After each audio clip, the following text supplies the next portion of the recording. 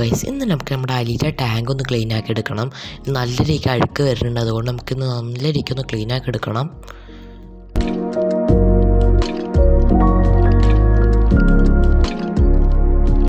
അതായത് നമ്മളപ്പോൾ ഒരു ചെറിയ ബേസിനെടുത്ത് വെള്ളമൊക്കെ ഒന്ന് കോരി കളയാം.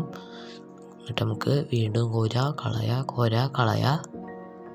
അപ്പോൾ പിന്നെ നമുക്ക് ഈ ടാങ്കിൻ്റെ മൊത്തം വെള്ളം വറ്റിച്ചിട്ട് കാണാം.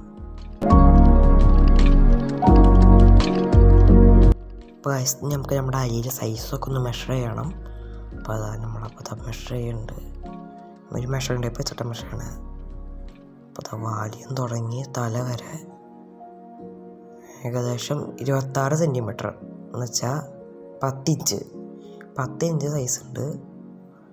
അപ്പോൾ ഇനി 10 ഇഞ്ചാണെന്ന് വെച്ചാൽ ഇനി 2 ഇഞ്ച് കൂടി കൂടിയാൽ പിന്നെ 1 ഫീറ്റായി എന്ന് വെച്ചാൽ 1 അടി.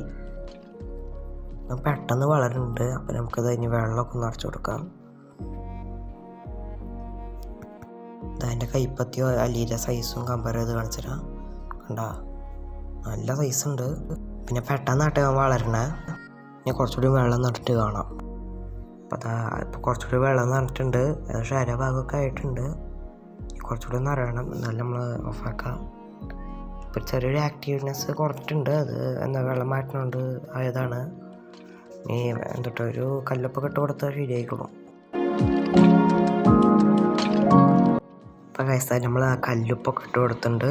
ഇപ്പോൾ ആൾക്ക് കുഴപ്പമൊന്നുമില്ല. ഞാൻ അത് കുറച്ച് കഴിഞ്ഞാൽ ശരിയായിക്കോളും. വെള്ളത്തിൽ ഇച്ചിരി കലങ്ങളുണ്ട്.